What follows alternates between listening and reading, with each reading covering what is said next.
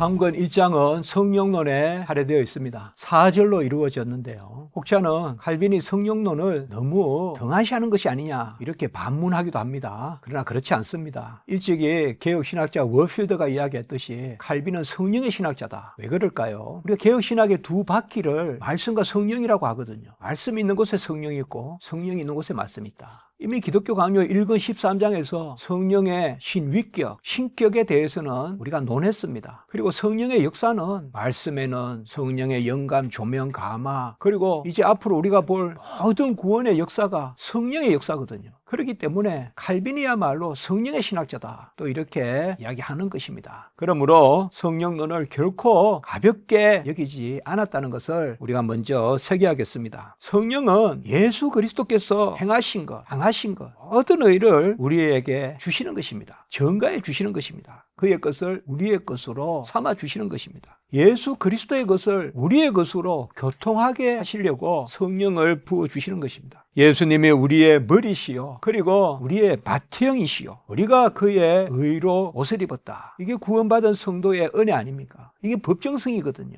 하늘 법정에서 예수님의 의를 우리 것으로 삼아주시고 그의 의를 옷 입게 하는 것입니다. 그의 의를 우리의 머리로 삼아주시고 우리가 그의 지체됨으로 한 몸이 됨으로 연합하거든요. 이런 것이 곧 성령의 임재로 말미암아 일어나는 것이다. 그래서 우리의 것을 고차적으로 넓게 누리게 하시려고 예수 그리스도와 하나가 됨으로 그 자신을 우리에게 주시는, 그래서 그 자신과 함께 모든 것을 주시는 로마서 8장 32절 그 은혜를 고상하고 선하게 즐겁게 누리게 하시려고 우리에게 은밀한 작용을 하는 것이 바로 성령이다라고 이렇게 말하고 있습니다. 요한일서 5장 6절에 보면 그리스도는 물과 피로 임하시는데 성령이 함께 나옵니다. 이 성령이 바로 뭐냐? 이것을 증언한다라고 칼빈을 이야기합니다. 그래서 물과 피는 예수 그리스도 자신, 그리고 성령이 예수 그리스도가 우리에게 오시는 그 역사, 그 은혜이기 때문에 물과 피와 성령으로 증언이 된다라고 이렇게 말하는 것입니다. 우리 신자들은 성령을 받음으로 말미암아 먼저는 누립니다. 그 누림이 곧 순종으로 연결이 됩니다. 우리가 향이 임하면 향기를 내잖아요. 빛이 임하면 빛을 비추잖아요. 향기를 내는 것과 빛을 비추는 게 순종입니다. 이것은 뭐예요? 누리기 때문에 그렇게 하는 것입니다. 이것이 바로 성령의 역사입니다. 빛이 거울에 딱 비치면 자동 반사예요. 마찬가지입니다. 성령이 우리에게 임하면 누림과 함께 순종으로 나아가는 것입니다. 그 순종에 뭐가 따릅니까? 상급이 따릅니다. 그러니 빛이 비추는 것도 반사하는 것도 다 불가항력적인 은혜거든요. 그러니까 순종도 또 상급도 은혜다라고 이렇게 말하는 것입니다. 칼빈은 재미있는 표현을 여기에서 쓰는데요. 성령의 은밀한 물댐과 같이, 농부가 밭에 논에 물을 대잖아요. 은밀히 우리에게 물댐과 같이 씻어주시고 의롭게 하신다 이 말입니다. 씻어준다는 것은 죄를 사하여 주시는 것이고 의롭게 한다는 것은 하나님의 자녀가 되게 한다는 것입니다. 그리하여 칼빈은 성령론의 시종일관 강조하는 것이 바로 뭐냐? 성령은 그리스도의 영이다 이 말입니다. 예수 그리스도의 의를 우리 것 삼아 주시고 그 예수의 의는 자신을 주신 의이기 때문에 그 의를 우리 것 삼아 주시면 예수가 우리 안에 들어와 사시고 곧 우리가 예수와 연합하고, 그래서 칼빈은 그리스도를 우리 자신에게 효과적으로 묶는 고리는 성령이시다라고 아주 멋있는 이야기를 합니다. 바로 성령이 그리스도를 우리와 효과적으로 묶는 고리다라고 이렇게 말하는 것입니다. 성령은 먼저 우리를 깨끗하게 합니다. 어두움을 몰아내야 빛이 올 거 아닙니까? 그래서 성결의 영입니다. 그런데 다시 질문하면 빛이 들어오지 않고야 어떻게 어둠이 또 나가겠습니까?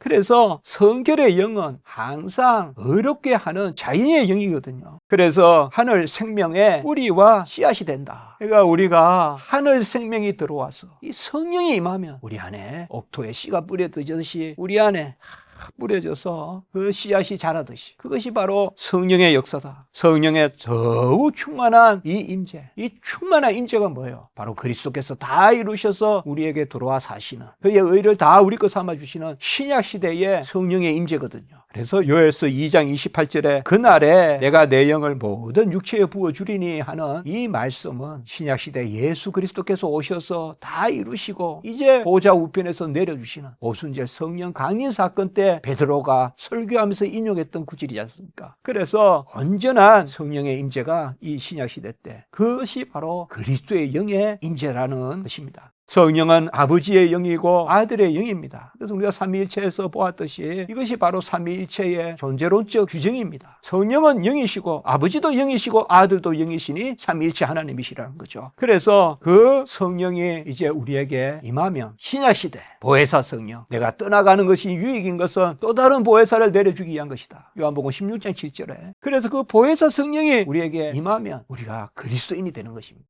신약시대 때 성령을 받은 사람은 그리스도인이에요. 그리스도인이 아니면서 성령을 받은 사람은 없어요. 왜요? 신약시대 성령은 모두 그리스도의 의를 우리 거 삼아주시는 그리스도인이 되게 하는 그리스도의 영이기 때문에 그렇습니다. 로마서 8장 9절에 누구든지 그리스도의 영이 없으면 그리스도의 사람이 아니다 라고 말씀하신 것입니다. 그리고 이제 그 영으로 우리가 죽고 그 영으로 산다. 그의 영으로 말미암아 너희 죽을 몸도 살린다.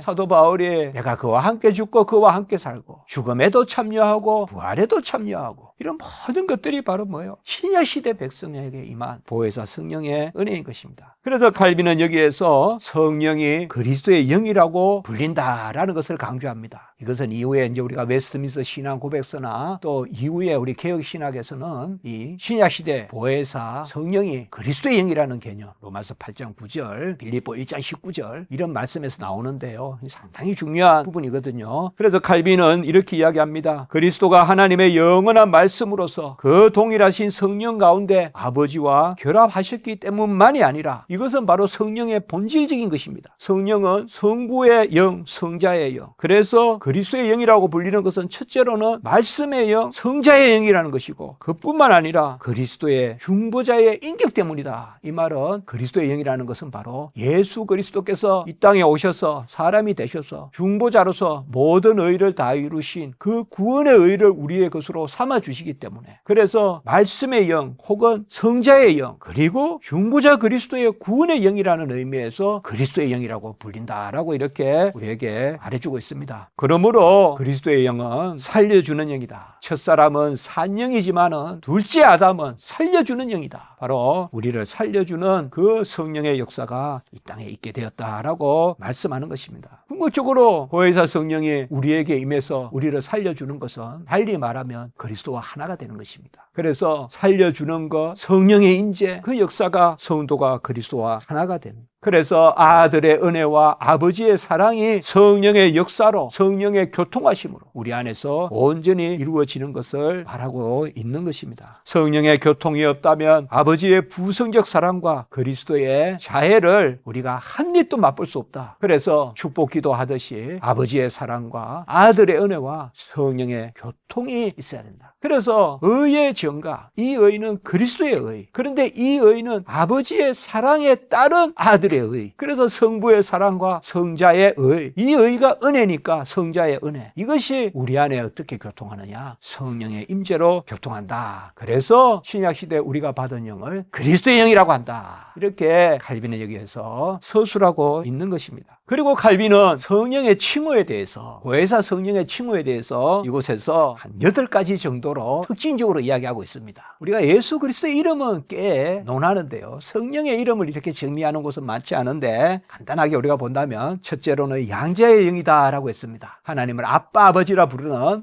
자녀의 영, 양자의 영이다. 그 다음에 두 번째는 우리 기업에 대한 보증이며 인이다. 이거는 성령의 인침을 뜻합니다. 성령이 임하면 바로 우리가 하나님을 알고 아들을 알고 내가 하나님의 자녀임을 알고 그러니까 보증이며 인이라고 했습니다. 세 번째는 성령은 생명이라고 불린다. 그러니까 성령이 임했다는 것은 생명이 임했다. 그런데 이 생명이 곧 뭐냐? 예수 그리스도의 의로 말미암은 것이다. 그래서 의로 말미암은 생명이 바로 성령이다. 그리고 네 번째는 물이라고 불린다. 아까도 말씀드렸지만 은밀한 물대 바로 성령이 우리 안에서 그래서 칼빈은 여기에서 이사야서를 인용합니다. 오라 너희 목마른 자들아 물로 나오라. 그리고 마른 시내가 물이 흐르게 하겠다. 그리고 누구든지 목마르거든 내게로 와서 먹으라. 우리 주님께서 말씀하셨잖아요. 이 물이 성령이다. 참 은혜롭지 않습니까? 그래서 바로 예언된 말씀, 주님이 하신 말씀, 그 물됨, 이것이 바로 성령의 임재다. 그리고 다섯 번째 성령의 이름은 기름 혹은 기름 부음이다. 우리가 기름이다 이라면 금방 그리스도스, 바로 그리스도를 떠올리지 않습니까? 메시아를 떠올리지 않습니까? 바로 기름 부음 받은 자 이라면 선지자, 제사장, 왕, 직분을 뜻하지 않습니까? 여기도 마찬가지입니다. 기름 부음 받음이라는 것은 우리가 1차적으로는 직분과 연결시켜서 볼 수가 있습니다. 그리고 또 하나 더 생각할 것은 바로 그에 걸맞은 권세와 신분을 준다는 것입니다. 그것이 바로 기름과 기름 부음이라는 것입니다. 그리고 여섯 번째, 성령은 불이다라고 이렇게 말합니다. 그러니까 불과 같이, 불의 혀와 같이 임하였다. 그리고 일곱 번째는 성령은 샘이다라고 또 말합니다. 가라지 않는 그런 생수의 강이 흘러넘치는데 그것이 바로 성령이다. 그리고 여덟 번째는 하나님의 손이다. 손이라는 말은 칼빈은 섭리를 뜻할 때 사용하거든요. 그러니까 계속 일하는, 살며 기동하며 있는 그 하나님의 손이다. 이렇게 성령을 말하고 있습니다. 그래서 우리가 이 성령에 아멘하고 성령을 구하고 성령 안에 우리가 살지 않는 이상 그리스도는 어떤 면에서는 쉬고 계신 분이다. 이렇게 칼빈은 표현하고 있습니다. 오직 예수 그리스도가 우리의 머리이시고 우리의 마청이 되시고 우리가 그리스도와 연합하여 하나가 되는 것, 그것은 바로 성령이라는 것입니다. 그래서 성도의 그리스도와의 연합, Union with Christ,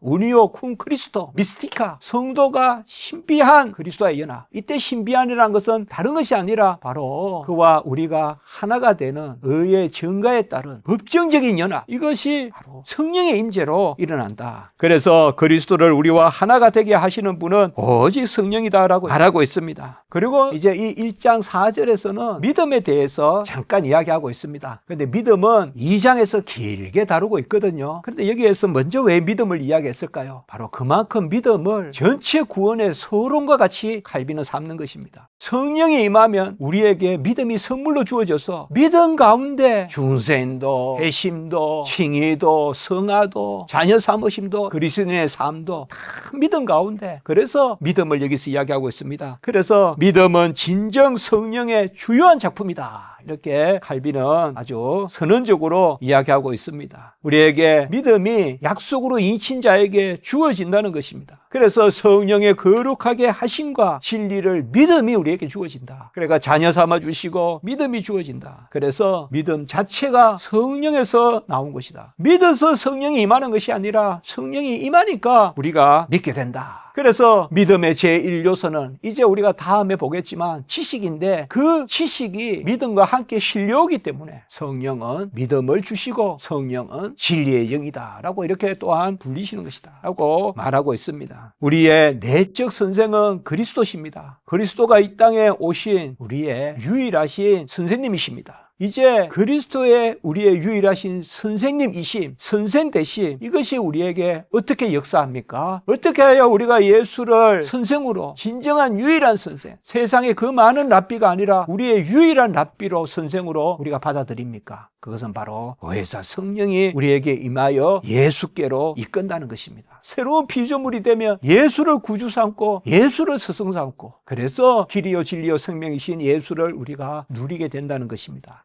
이제 이 부분을 정리해 보겠습니다. 첫째, 성령은 우리의 머리이자 마청이신 그리스도와 우리가 하나 되어 그의 모든 것을 누리게 합니다. 둘째, 성령의 은밀한 물됨으로 그리스도를 우리에게 효과적으로 묶는 고리가 성령이시므로 그리스도의 영이 없으면 그리스도의 사람이 아닙니다. 셋째, 성령이 그리스도의 영이라고 불리심은 영원하신 하나님의 말씀이실 뿐만 아니라 구원의 중보자이신 그리스도의 은혜를 베푸시기 때문입니다. 넷째, 성령은 양자의 영, 보증가인, 생명, 물, 기름과 기름 부음, 불, 샘, 손으로 칭하여 지시는데, 이는 성령의 역사로 그리스도가 우리 안에서 일하게 하심을 드러내기 때문에 그러한 것입니다. 다섯 번째, 믿음은 성령의 주요한 작품으로서 택함 받은 자들에게 주어지는 선물입니다.